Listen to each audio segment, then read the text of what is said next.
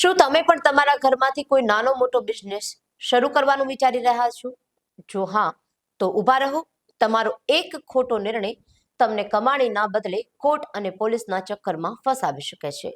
જી હા, રહેણાંક સોસાયટી એટલે કે રહેવા માટેની જગ્યા, પણ ઘણા લોકો તેને ફેક્ટરી કે ગોડાઉન બનાવી દે છે. આજે અમે એવા નિયમો તમને જણાવી રહ્યા છીએ કે જે નિયમોની અવગણના જો તમે કરશો તો તમારે મિલકત સીલ થઈ શકે છે અને તમારે જેલની હવા પણ ખાવી પડી શકે છે. કયા છે નિયમ? જોઈએ. નિયમ કહે છે કે રહેણાંક વિસ્તાર માત્ર રહેવા માટે છે, છતાં ઘણા લોકો ટૂંકી કમાણીની લાલચમાં સોસાયટીના શાંત વાતાવરણને બગાડે છે. પણ યાદ રાખજો, જો તમે આ 5 ભૂલો કરી તો પરિણામ ગંભીર આવશે. પહેલું, જો તમારા ઘરની મશીનરીનો અવાજ પાડોશીની ઊંઘ હરામ કરે છે તો તે ગેરકાયદેસર છે. પ્રદૂષણ અને ઘોંઘાટ ફેલાવતા યુનિટ સોસાયટીમાં ક્યારેય ન ચાલી શકે. અને બીજું, લાયસન્સ વગર ફટાકડા કે કેમિકલનો સ્ટોક કરવો એ જીવતું બોમ્બ રાખવા સમાન છે.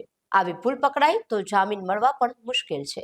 ત્રીજું, ઘરેથી ટિફિન સેવા ભલે સારી લાગે, પણ જો તે ક્લાઉડ કિચન બની જાય અને આખી સોસાયટીમાં ધુમાડો અને ગંદકી ફેલાય તો મ્યુનિસિપલ કોર્પોરેશન તમારા ઘર પર તાળા મારી શકે છે. ચોથું, રોજ સેંકડો બહારના લોકો સોસાયટીમાં આવે, લિફ્ટ વાપરે અને પાર્કિંગમાં માથાકૂટ કરે તો RWA એટલે કે સોસાયટીની કમિટી પાસે તમારી વિરુદ્ધ કડક કાર્યવાહીના પૂરા અધિકાર છે. 5, યાદ રાખજો, રહેણાંક વિસ્તારમાં દારૂ કે અન્ય નશીલા પદાર્થોનું વેચાણ એ અક્ષમ્ય ગુનો છે.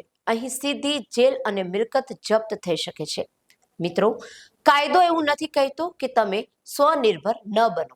જો તમે નાનું એવું બ્યુટી પાર્લર કે ટ્યુશન ક્લાસ કે ફ્રીલાન્સિંગ કામ કરી રહ્યા છો તો સીધો પહેલા તમારી સોસાયટીની પરવાનગી લો. નિયમ મુજબ ઘરના કુલ એરિયામાં 20% ભાગ જ ઓફિસ કરી શકાય છે અને તેનું વીજળી બિલ પણ કોમર્શિયલ ભરવું પડે છે. ચોરી છુપીથી કરેલો ધંધો તમારી પ્રતિષ્ઠા અને મૂડી બંને ડૂબાડી શકે છે. એટલે જાગૃત બનો અને નિયમોનું પાલન કરો. આ માહિતી વધુમાં વધુ લોકો સુધી શેર કરો જેથી કોઈ અજાણતા મુસીબતમાં ન ફસાય. આપના પોતાના પ્લેટફોર્મ લલકારને લાઈક કરો, ફોલો કરો, સબસ્ક્રાઇબ કરો અને શેર કરો.